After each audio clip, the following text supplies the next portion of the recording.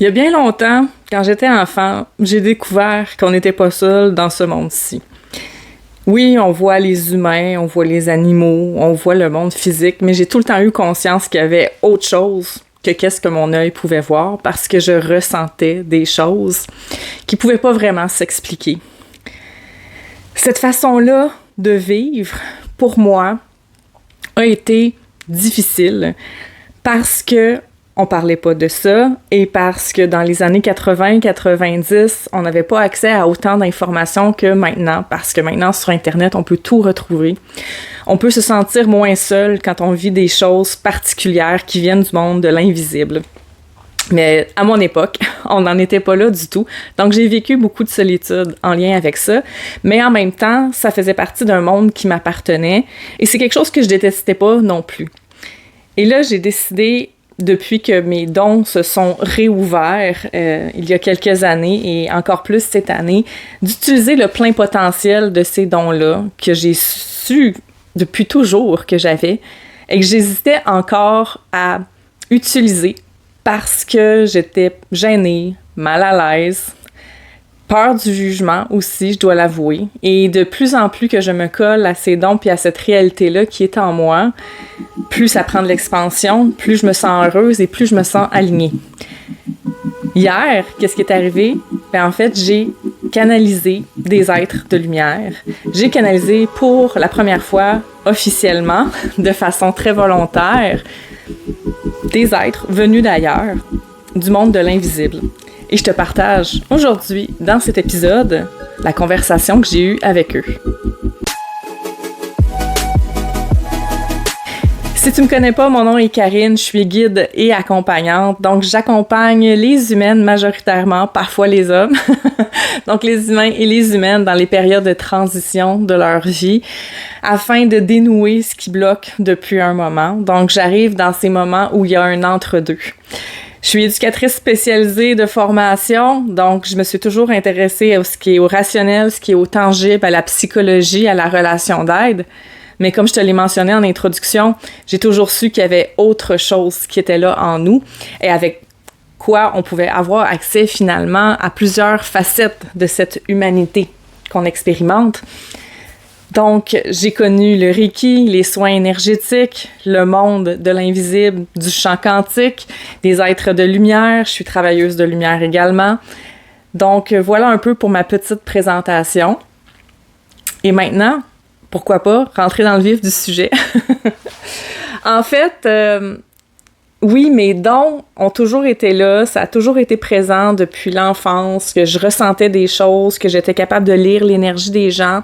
Tu sais, une personne pouvait s'asseoir à côté de moi et je savais exactement comment elle se sentait juste en s'assoyant à côté de moi. Ce qui faisait que parfois c'était très inconfortable parce que je comprenais pas tant qu'est-ce qui se passait puis je comprenais pas que les autres le sentaient pas non plus. Donc j'étais la seule à ressentir un malaise ou un inconfort parfois face à certaines personnes de parce qu'elles dégageaient. Et ça, c'est des choses qui ne s'expliquent pas. Et des fois, j'avais de la difficulté à faire comprendre aux adultes que je vivais des inconforts parce que dans mes mots d'enfant, j'étais pas en mesure de bien expliquer qu'est-ce que je vivais finalement. Donc, ça a été, dans mon enfance, dans mon adolescence, jeune adulte, ça a fait partie de moi. Le fait aussi, à un certain moment, j'étais en mesure de savoir quand il y avait un de mes proches qui était décédé. C'est arrivé à plusieurs reprises. À un moment donné, je me suis rendu compte que, OK, quand je ressens telle chose, puis je vois telle chose, ça veut dire qu'il y a un de mes proches qui est décédé. Et c'est arrivé à 3 reprises que j'ai su qu'il y avait quelqu'un près de moi, très, très proche, qui était décédé, parce que je l'ai senti arriver. Donc, il y a eu plusieurs éléments comme ça à la suite de ma formation en Reiki, donc en soins énergétiques. Il y a un portail qui s'est ouvert et j'ai commencé à canaliser des gens décédés, donc qui se présentaient pendant les séances avec mes clientes. Donc, ça c'est arrivé aussi. Et à force de travailler avec le champ quantique dans la communication quantique écriture avec les CQ points, j'ai appris à recevoir de l'information du champ quantique et je me suis dit, si je suis capable de capter des informations qui viennent du champ quantique, j'aimerais ça essayer de voir est-ce que je suis capable de canaliser de l'information qui vient de d'autres dimensions. et de d'autres plans, en fait, dimensionnels. Parce que nous, on vit dans une certaine réalité 3D à laquelle on a accès, mais on a accès à beaucoup plus que qu'est-ce qu'on voit. Il y a tout un monde et une réalité, des réalités parallèles et des plans énergétiques auxquels on a accès en tant qu'humain. C'est juste qu'on n'est pas préparé à ça, on nous a pas formés pour ça, c'est pas des choses qu'on nous apprend à l'école, et on a accès à beaucoup plus que qu'est-ce qu'on peut avoir sur le plan tangible, OK? Sur le concret, qu'est-ce qu'on peut toucher. Donc, quand j'ai expérimenté ces différentes choses-là, ces différentes réalités-là, est venu le désir de voir est-ce que je suis en mesure de canaliser de l'information qui vient de d'autres dimensions, de d'autres plans énergétiques. Et hier, je me suis assise et je me suis mis dans un état de disponibilité à recevoir cette information-là. Et aujourd'hui, je vais te faire la lecture de qu'est-ce que j'ai canalisé et on pourra en discuter par la suite. Je pourrais t'expliquer un petit peu plus en détail ma perception de tout ça. OK? Alors, c'est mon livre ici, je te le présente, que j'ai décidé de dédier uniquement à la canalisation. Donc, j'ai écrit plusieurs pages hier, OK, que je vais te lire. Alors, aujourd'hui, je demande aux êtres de l'invisible qui ont envie de me transmettre des messages et qui sont dans l'amour, la bienveillance et la lumière divine de bien vouloir me livrer les messages qui sont justes et utiles, ici et maintenant, pour l'éveil de l'humanité.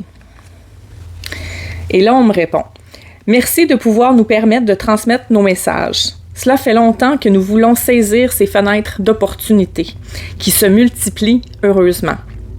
D'abord, il est important de savoir que nous sommes venus en paix et que nous sommes partout à la fois. Nous aimerions que les humains puissent nous voir. Cependant, ils ne sont pas encore là pour la plupart. Nous aimerions pouvoir permettre aux humains de comprendre la grandeur qui les habite. À un certain moment, ça se peut que j'ai de la difficulté à lire parce que c'est pas tout à fait ma vraie écriture. J'ai remarqué que quand je canalise, mon écriture change, donc il y a des choses que je suis pas habituée, donc ça se peut que j'ai des moments d'hésitation. Et là, je pose la question, qui êtes-vous? Et présentez-vous, s'il vous plaît.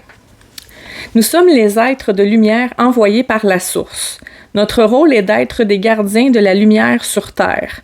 Nous avons aussi comme rôle de pourvoir aux besoins de connexion avec la source divine. Nous servons d'intermédiaires afin que les humains déconnectés retrouvent le chemin de la source. La source, en fait, c'est le grand tout, c'est Dieu, c'est Gaïa, c'est l'univers, c'est tout, en fait, la source. C'est la source de l'univers, c'est la grande source de lumière. Alors, je pose la question, êtes-vous comme des facilitateurs et à retrouver la foi en la source? Oui, cela fait partie de notre rôle. Nous sommes l'étincelle qui rallume la foi dans les moments de noirceur. Nous sommes les sentinelles de la source sur le terrain des humains dans leur réalité 3D. Alors, je leur pose comme question, « OK, merci. Est-ce que ça veut dire que vous intervenez sur le même plan que les anges? » Pas tout à fait. Les anges sont un autre plan que le nôtre. Par contre, il est possible pour nous de les rencontrer si nous le voulons. Les anges, eux, agissent sur le plan 3D pour guider les humains vers leur plus grande destinée. Nous, êtres de lumière, sommes ceux qui ratissent le terrain pour y faire entrer la lumière. Là, je pose comme question, est-ce que les anges sont des êtres de lumière? Oui, ils en font partie. Nous, avec qui tu dialogues en ce moment, faisons partie des êtres de lumière qui sont imbriqués dans chaque particule de l'univers. Et là, je leur demande, est-ce que vous avez un nom qui est plus précis? Et là, on me dit les troupes de lumière. T-R-O-U-P-E-S. Les troupes de lumière. Alors, je leur dis, OK, merci. Avez-vous d'autres messages? Oui. Nous sommes disponibles n'importe où, n'importe quand, accessibles à tous afin de les nourrir de lumière. Alors là, je leur demande, pourquoi ne pas se connecter directement à la source alors qu'elle est disponible à l'infini et en tout lieu? Parce que dans le fond, je me disais, ben OK, si vous permettez aux gens de se connecter partout en tout temps à la source, ben pourquoi que les gens ne se connectent pas directement à la source? Pourquoi passer par les troupes de lumière finalement? Alors, on me dit parce que certaines personnes sont tellement déconnectées de la source qu'elles ont l'impression qu'elle est inaccessible, lointaine, hors de portée. De par notre existence, nous facilitons cette connexion et permettons un accès plus facile, rapide et fluide à la source.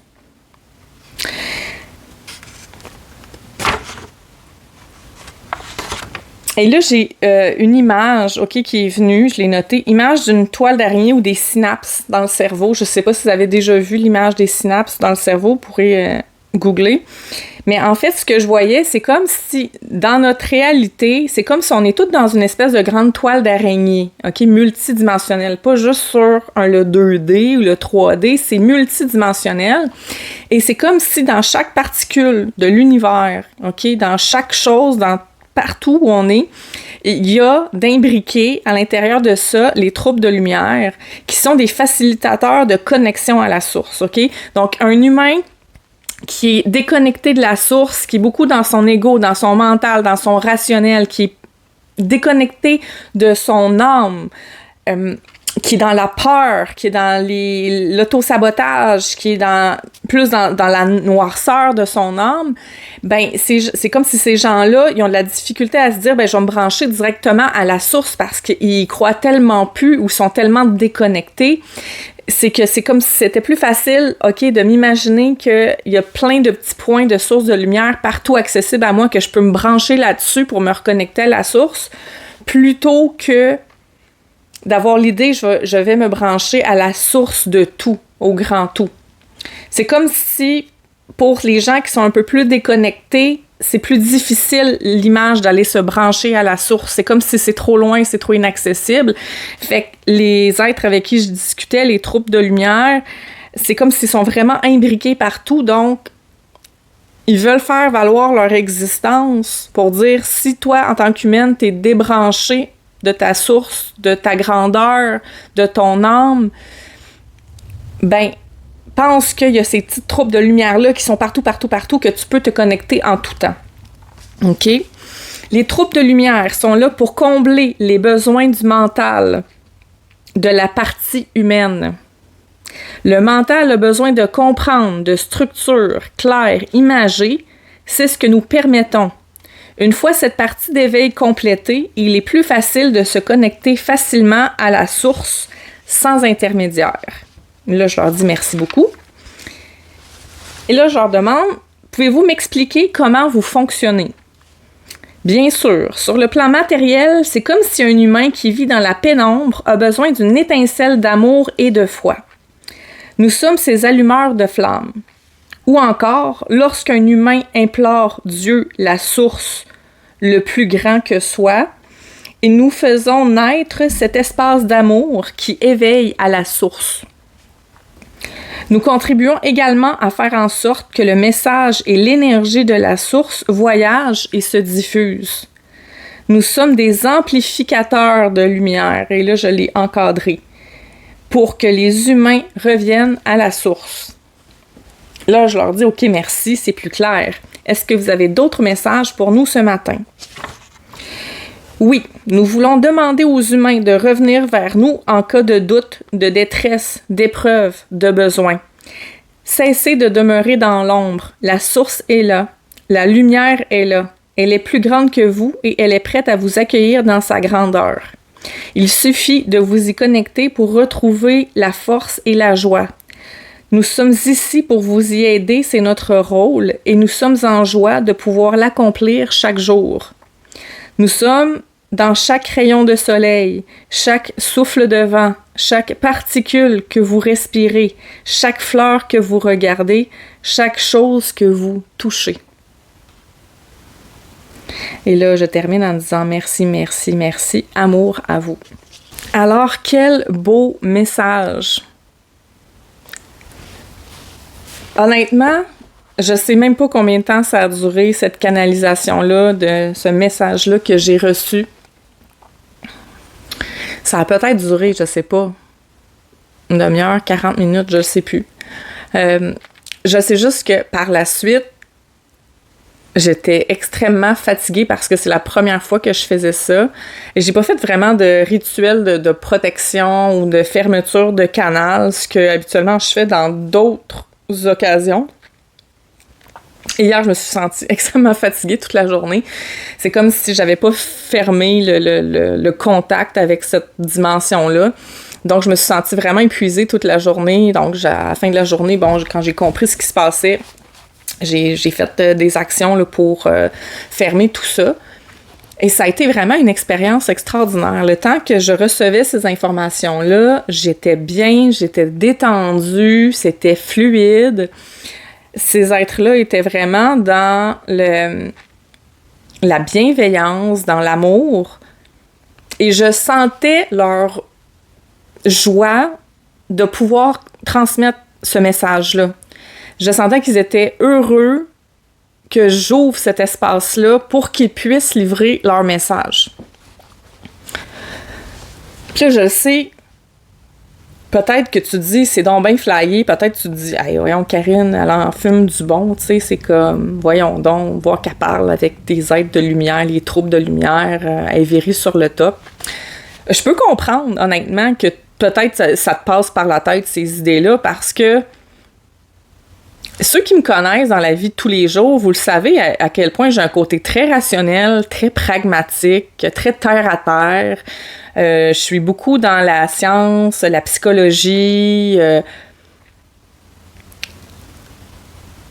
J'ai un côté, oui, qui va dans l'ésotérisme.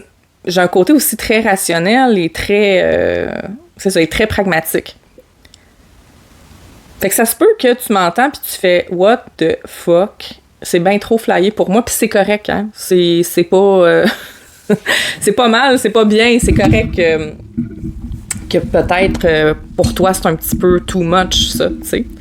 Ce que j'ai envie de dire, c'est juste de rester dans l'ouverture, tu sais. Reste dans l'ouverture, et si? Et si c'était vrai? Et si c'est vraiment ça? Qu'est-ce que ça te causerait de mal ou de tort de croire à ça? Depuis que j'ai conçu, là, j'ai pris conscience que j'avais l'humain puis j'avais l'âme qui font un tout.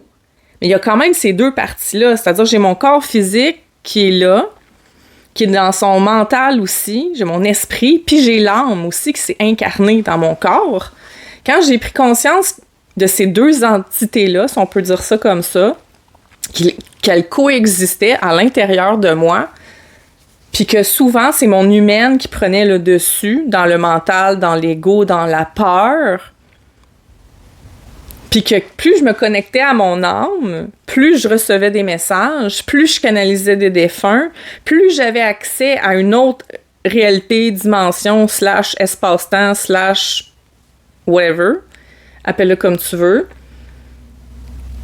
Puis plus je lis sur la physique quantique, la science quantique, le corps quantique, plus je me dis comment on fait pour ne pas y croire finalement? Comment on fait pour mettre en doute tout ça? On est un paquet d'humains à recevoir des informations, à développer des capacités de clairvoyance, clairaudience et toutes les clairsentis.